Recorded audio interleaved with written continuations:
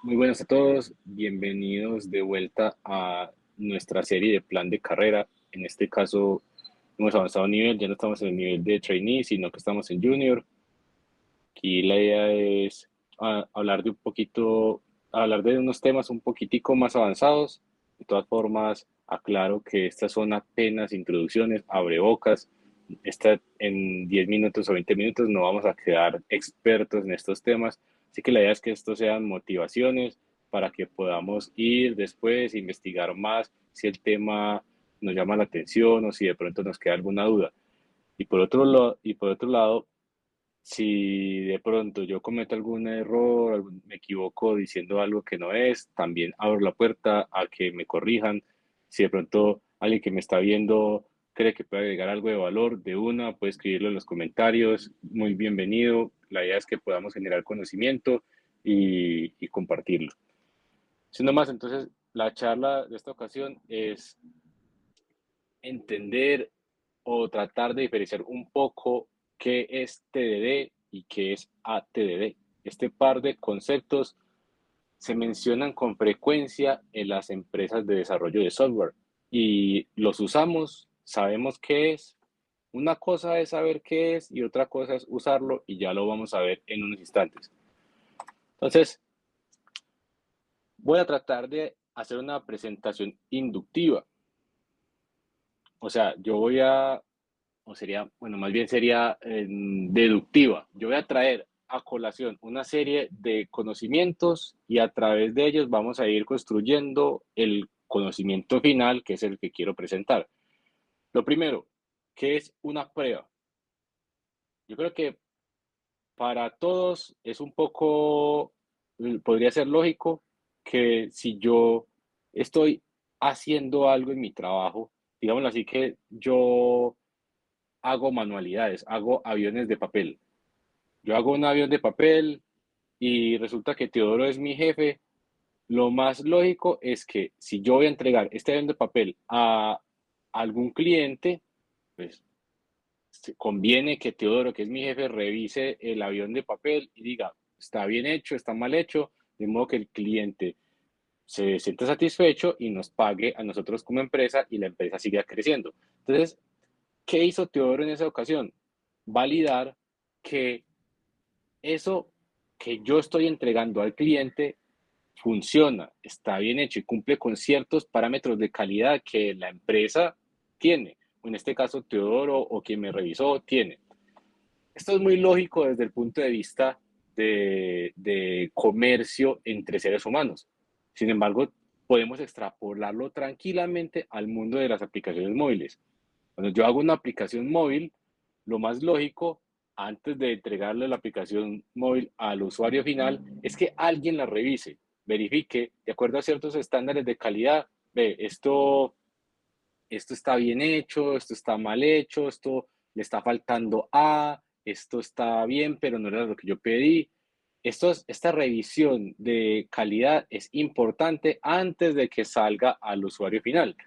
Y no solamente es importante en este punto, sino que probablemente después de que yo haga algún cambio, puede ser que altere inesperadamente alguna otra funcionalidad. Entonces, quieren asegurarse de que la aplicación funcione correctamente y que se le entregue al usuario bien. Resulta que generalmente cuando tenemos un problema que se repite una y otra y otra y otra vez, suele suceder la mayor parte del tiempo que esto podemos y debemos procurar automatizarlo. Lo que vemos en pantalla es una imagen del conjunto de pruebas automatizadas que hacía una empresa que buscó a Robert Martin cuando estaba escribiendo el libro de Clean Agile. En el libro de Clean Agile hablan acerca de pruebas automatizadas, de acceptance test, que son todos estos temas que estamos trayendo en esta sesión de hoy. ¿Qué es lo que estamos viendo en pantalla? A él le pidieron que eligiera cuál era el 50% de las pruebas automatizadas más valiosas, perdón, de las pruebas manuales más valiosas que iban a eliminar la otra mitad. ¿Por qué? Sencillamente porque hacer esas pruebas manuales tomaba mucho tiempo, eran seres humanos que hacían las pruebas de los dispositivos, entonces esto costaba plata y la empresa no quería seguir invirtiendo esa misma cantidad de dinero para garantizar la calidad de la aplicación.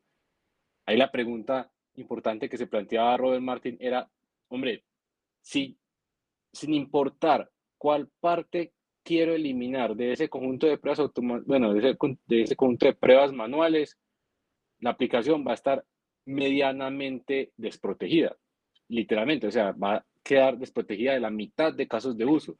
O sea que, claro, yo sé que esto tiene un costo para la empresa, pero también implica un riesgo quitarle este aseguramiento de calidad. Entonces, en la medida de lo posible, debemos tratar de automatizar estas herramientas de aseguramiento de calidad. Por esa razón es que hablamos de pruebas automatizadas. De hecho, Teodoro, en el nivel anterior trainee, nos habló un poco de estas pruebas automatizadas. ¿Para qué escribimos las pruebas automatizadas? Las pruebas automatizadas, si lo recuerdas bien, hablamos de que las pruebas nos servían para dos cosas. Uno, validar de que lo que yo escribí si era lo que esperaba mi usuario final. Bueno, esto puede ser que funcione la prueba automatizada para esto. Sin embargo, ¿qué pasa si yo me equivoco en la definición del requerimiento? Perdón, del requisito. Yo escribo que el requisito es que 1 más 1 es 3. Yo no me doy cuenta. Yo entrego al usuario final que 1 más 1 es 3. Yo no tengo manera de darme cuenta de eso. ¿Qué nos queda? La segunda parte de evitar daños colaterales. Ahí hago un paréntesis, Daño Colateral es una película muy vieja que eso pasaban por Caracol y RCN en Colombia hace como 20 años y por esa razón me parecía chistoso traerlo aquí a colación. Y estas imágenes raras o chistosas son importantes traerlas para acordarse y generar una memoria más sólida. Entonces, el segundo punto que quería traer era evitar daños colaterales, que si yo al introducir un cambio estoy alterando de forma inesperada otra funcionalidad, quiero darme cuenta de eso, quiero darme cuenta que algo que antes estaba funcionando sigue funcionando y no lo estoy dañando. Entonces lo importante de las pruebas automatizadas es evitar daños colaterales. Claro que nos ayudan a detectar errores, pero apenas el 13% más o menos de errores son detectados con pruebas automatizadas según el libro de Code Complete, así que en realidad no es que sea esta la razón más importante. Ya habiendo dicho lo anterior de las pruebas automatizadas, ¿qué es el desarrollo dirigido por pruebas o Test Driven Development? TDD, el primer tema de la sesión. Esto es una metodología de trabajo, más bien una metodología de desarrollo de software, implementación de software, que nos dice, hombre, escriba la prueba automatizada primero. Entonces, pon tu prueba automatizada que al principio va a fallar. Va a fallar porque no existe código de producción, pero yo en la prueba automatizada estoy expresando qué es lo que quiero, qué es lo que espero de mi funcionalidad. Va a fallar y por esa razón se va a poner en rojo. Después vamos a escribir el menor código de producción, la menor cantidad posible que va a conseguir que la prueba automatizada pase y va a hacer que pase de rojo a verde. Por eso vemos el paso número 2 que se llama verde. Y después de que hacemos esto, vamos a refactorizar la prueba automatizada y el código de producción de modo que ya quede más pulido, mejor organizado. Vamos a poner otros casos de uso a las pruebas, etcétera, etcétera. Entonces, observemos que TDD es este ciclo. Como vemos, lo que nos invita TDD es a escribir primero la prueba automatizada antes del código de producción. No se hace TDD cuando escribimos la prueba automatizada después del código de producción, no. Primero escribimos la prueba y luego el código de producción. Lo he dicho 3 veces porque es importante que lo tengamos presente. He escuchado muchas personas que en mi experiencia de trabajo han dicho que TDD es imposible de aplicar, sin embargo, esto es una práctica. Es una práctica que si nosotros no usamos todos los días y no nos esforzamos por interiorizar dentro de nuestras prácticas del día a día, nunca jamás vamos a poder aplicar. Obviamente, es como conducir un carro. Al principio va a costar mucho trabajo. Tendremos que pensar cómo meter los cambios a la transmisión, tenemos que pensar en los espejos, en las luces, en la dirección. Al principio es muy estresante. Sin embargo, conforme vamos adquiriendo experiencia y práctica, esto se va a volver automático. Así que, aunque al principio parezca imposible adoptar TDD dentro de nuestras prácticas y puede ser muy costoso, al principio, conforme pase el tiempo, TD va a ser algo natural que agrega valor a nuestro desarrollo y encima nos da confianza. La confianza de saber que el código que hacemos es muy probablemente flexible, de alta calidad y ya tiene pruebas automatizadas. Este tema de los principios o prácticas se aplica dentro de muchas metodologías de trabajo. Aquí estoy mostrando en pantalla el círculo de la vida de Extreme Programming, una metodología ágil que aparece dentro del libro de Clean Agile, que como podemos ver tiene tres esferas. Una que es más asociada como al negocio, las prácticas del negocio, otras a los del desarrollo. Y bueno, en general no voy a hablar de ellas una a una para pues digámoslo así, alargar mucho esta charla, pero digámoslo así, dejo la referencia de Clean Agile para que quien esté interesado vaya y busque y lea ese capítulo. Por ahora que nos interesa ver que primero hay una esfera de prácticas para el desarrollo de software, donde una de ellas es el desarrollo orientado por pruebas automatizadas y en la última esfera hay un conjunto de prácticas orientadas al negocio y una de ellas son las pruebas de aceptación. ¿Cómo así que es una esfera orientada al negocio? O sea que el negocio tiene una responsabilidad o participación dentro de nuestro proceso de desarrollo. Entonces la respuesta ya la vamos a ver dentro de un instante. ¿Qué son pruebas de aceptación? Hombre, existen muchos tipos de pruebas automatizadas, pruebas unitarias, de integración, de contrato, mejor dicho, las que nos imaginemos, que de exploración, imagínese un nombre y eso ya existe como prueba automatizada. Existe algo que se llama prueba de aceptación. Una prueba de aceptación básicamente lo que trata de hacer es convertir un caso de uso en un contrato para obtener cuáles son los criterios de aceptación para poder decir que ese caso de uso sí se desarrolló correctamente. Entonces estamos viendo en pantalla dos cosas, que a la izquierda yo tengo un camino feliz, observemos cómo arranca, paso 1, paso 2 y luego llega al fin, y a la derecha obtenemos los casos de alternativos o de excepción. Esto es importante destacar porque a veces cuando el negocio crea una historia de usuario, un stakeholder, un product owner o lo que sea, pues ellos crean una historia de usuario. Ellos dicen, vea, yo quiero obtener esto, yo quiero una aplicación que haga compras. Ya, sí, muy bonito. Y luego nos queda la responsabilidad nosotros como desarrolladores de hacer la aplicación, contemplando todos los casos de uso, escenarios alternativos y demás. Entonces, ¿de quién es la responsabilidad? Entonces, antes de empezar a desarrollar la aplicación, definamos bien todos estos casos de excepción. Entonces, como yo mencioné hace un minuto, unos cuantos segundos, la idea era convertir un caso de uso en un contrato. En el libro de Applying UML and Patterns, en este libro presentan muy bien todo el tema de casos de uso, de contratos, pero básicamente la idea es que partamos de unos requisitos funcionales. Los requisitos funcionales básicamente son los que son traducidos en funcionalidades, comportamiento dentro de nuestras aplicaciones. Entonces, traducir unos requisitos funcionales en casos de uso, que los casos de uso simplemente es un texto que declara cuáles son los actores principales, los secundarios, cuáles son los stakeholders. Observemos aquí que los stakeholders son quienes tienen algo que ver con este caso de uso. Y en un caso de uso es una operación de mi sistema. Tengo unas precondiciones que son como algunas asunciones que voy a tener. Yo no voy a validarlas porque esto ya se supone que está dado. Aquí dice Success Guarantee, que son unas postcondiciones. Básicamente observemos que esto es lo que se garantiza después de que el caso de uso se completa, que es una venta se guardó, que los impuestos están correctamente calculados, que bueno, todas estas cosas que vemos en pantalla y vemos el flujo del escenario de éxito principal. Aquí también tenemos unas extensiones o flujos alternativos. ¿Qué es lo que queremos? Hombre, este caso de uso se puede traducir como un contrato y este contrato nos dice qué es lo que queremos al final del caso de uso.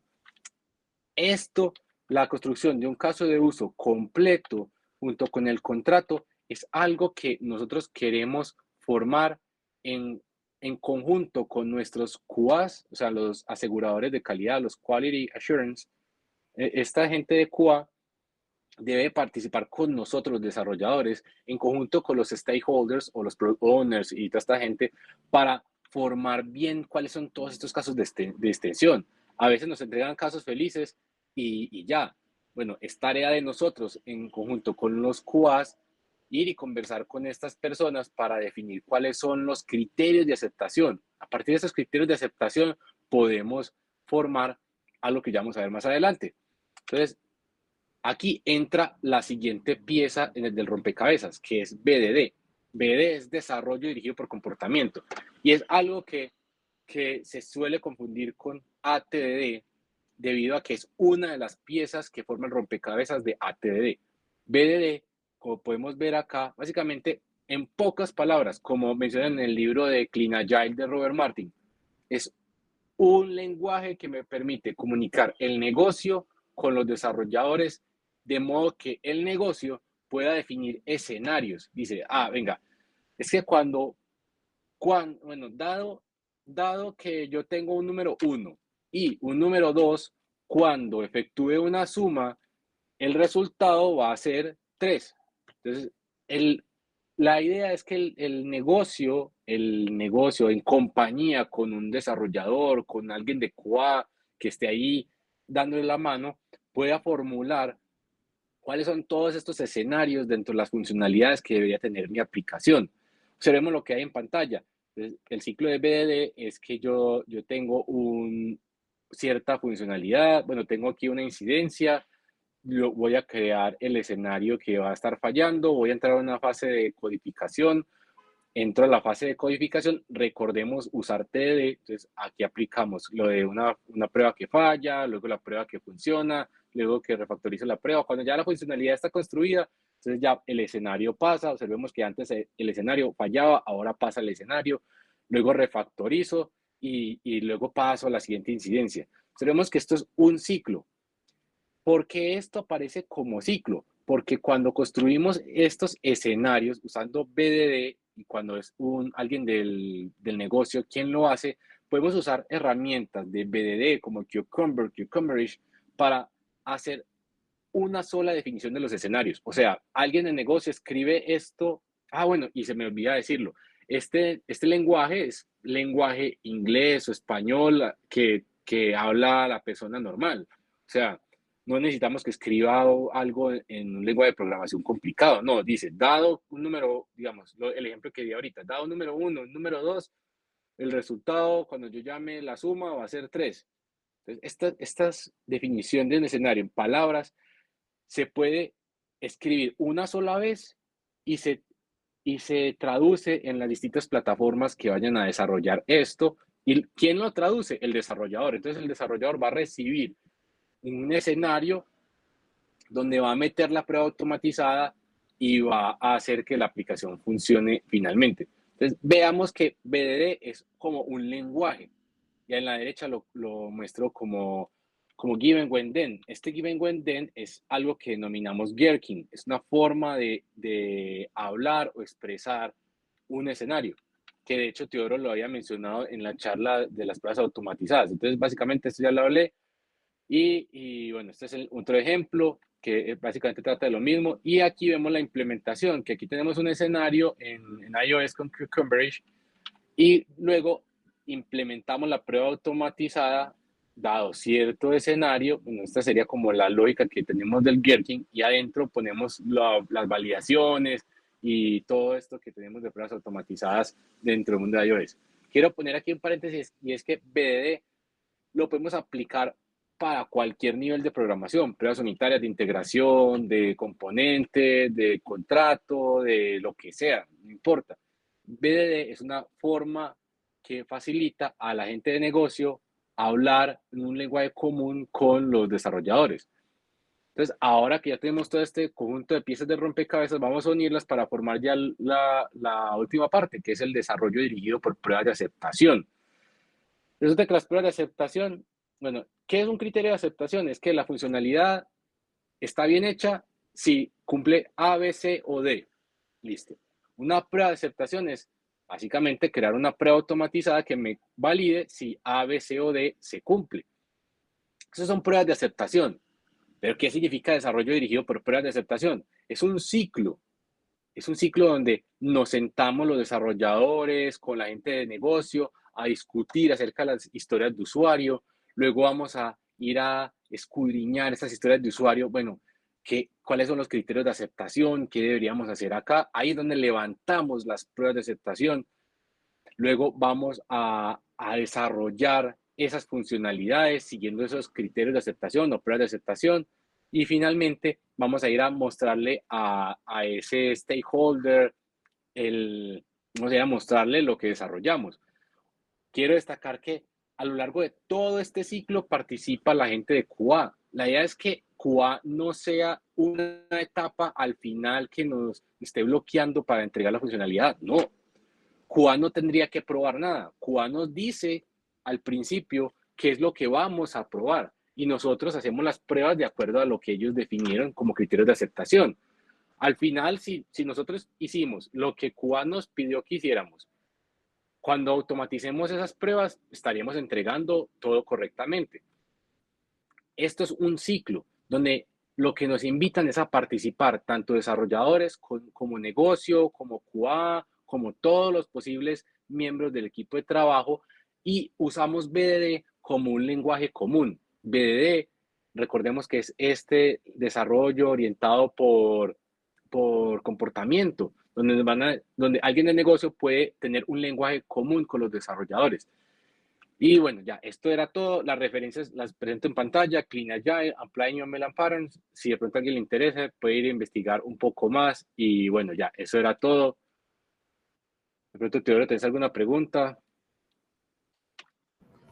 No, pues una pregunta como tal, no.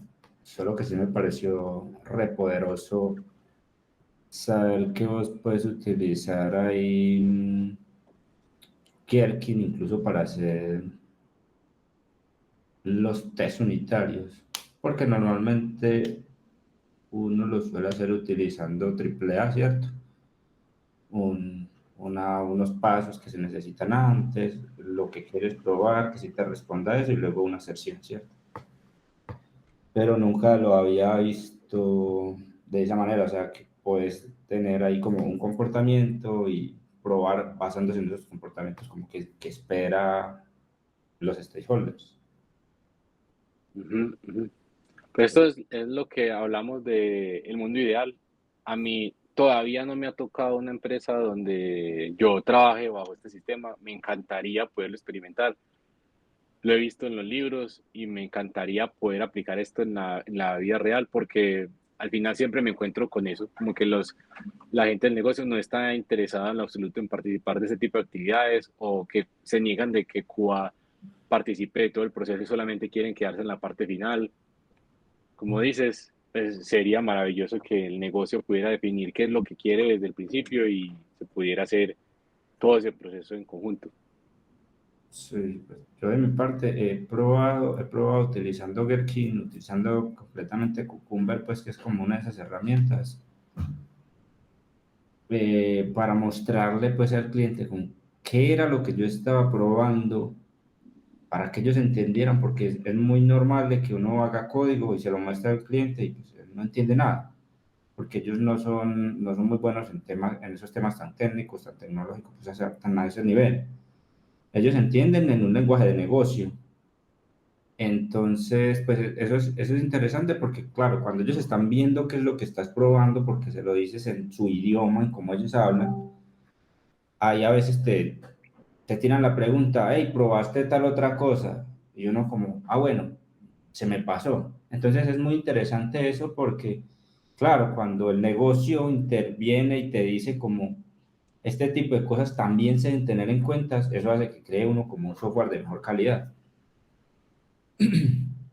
Y solamente lo viví pues, en un proyecto, sí tuve esa oportunidad y es que ellos sí se sentaban con uno a revisar a través de de todas las pruebas de QA, como todas las pruebas automatizadas del QA, cada criterio de aceptación lo revisaban con ese lenguaje de negocio que escribían las pruebas.